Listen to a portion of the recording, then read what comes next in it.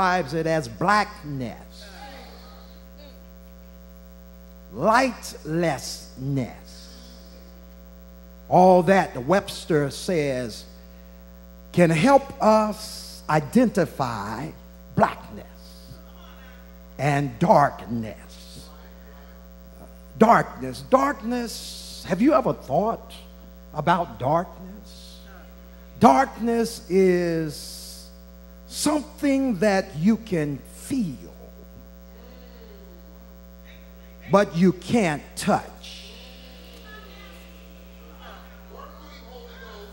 Darkness is something that we can walk into, but you can never penetrate.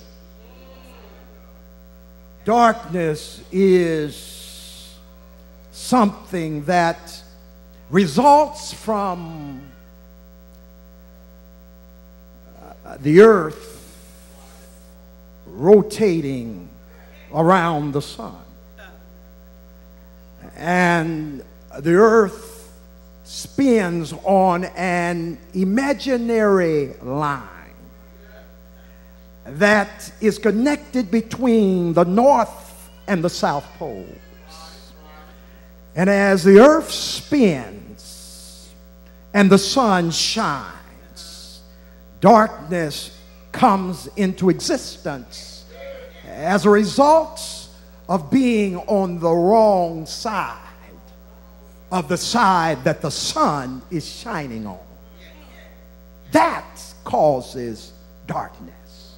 But in my text that really gave birth to this thought, the Bible says that in the 45th verse of Matthew chapter 27, it says that from the 6th hour there was darkness over all the land until the 9th hour.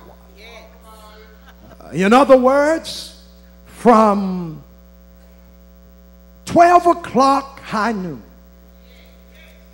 to 3 o'clock in the afternoon, there was darkness. From the time that the sun rose until 12 o'clock, there was no darkness. But the darkness shows up abruptly at 12 o'clock high noon. And it lasts until somebody cuts it off and calls light back into existence at 3 o'clock in the afternoon. Brothers and sisters, I've been wrestling with this thing in my mind. Isn't it interesting that there was no darkness until 12 o'clock high noon, and no darkness after 3 o'clock in the afternoon? Isn't it interesting that God allowed nature's natural light, the sun, to shine its brilliant beams upon the face of the earth from sunrise in the morning to midday in the afternoon, and then from 3 o'clock in the afternoon till sunset in the evening. But yet there were 3 hours of darkness between 12 o'clock noon and 3 o'clock in the afternoon, between the 6th and the 9th hour. The sun closed its lovely eyes, and there was a black shadow, the Bible says, over the entire world. Have you ever asked the question, why did God let the sun shine at all?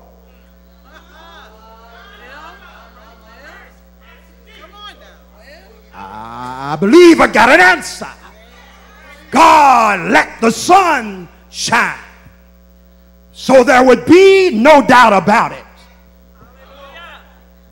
that Jesus was crucified on the cross of Calvary.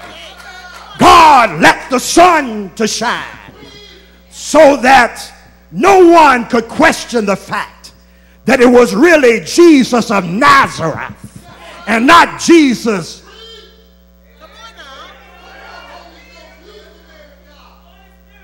Barabbas that was crucified on Calvary, because friends and foe were eyewitnesses.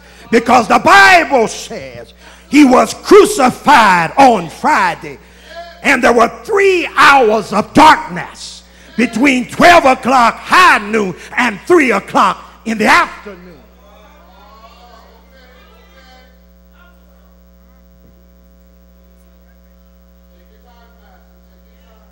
Ladies and gentlemen, brothers and sisters, but after sunrise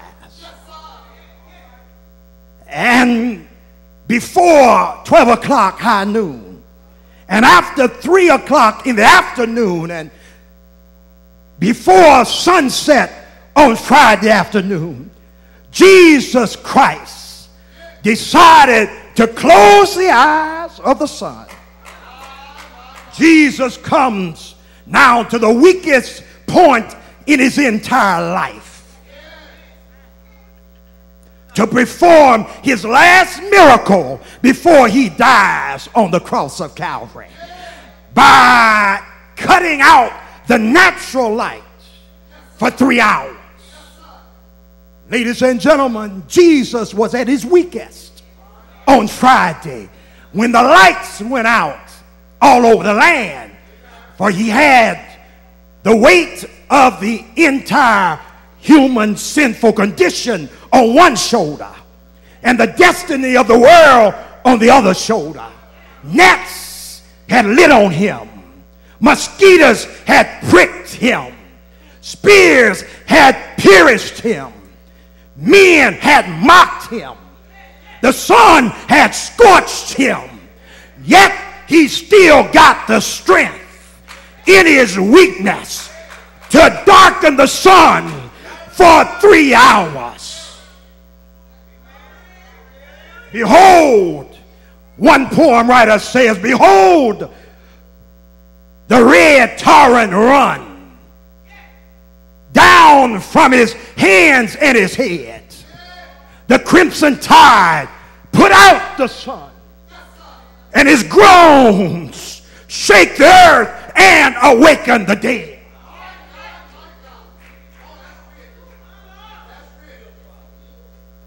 Yet, even in his weakness, Arthur, Jesus still has the strength to darken the sun at high noon.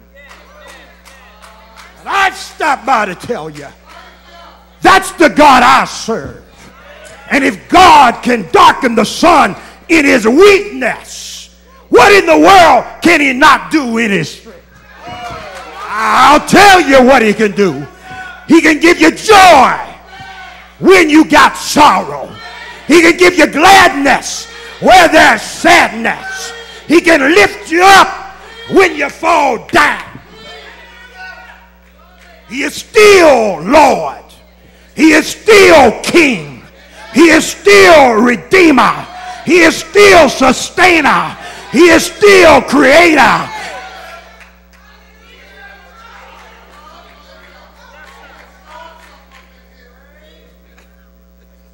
That's why I don't worry. And you ought not worry about the difficult days that you go through. If you know Jesus, if he's the head of your life, he can get you through your situation.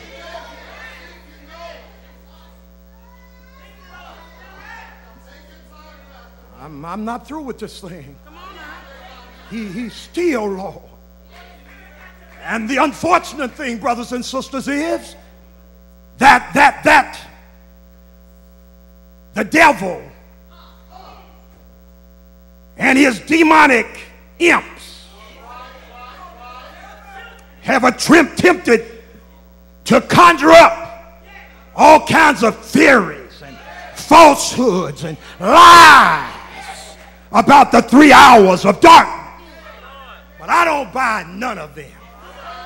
Some of them say that the 3 hours of darkness.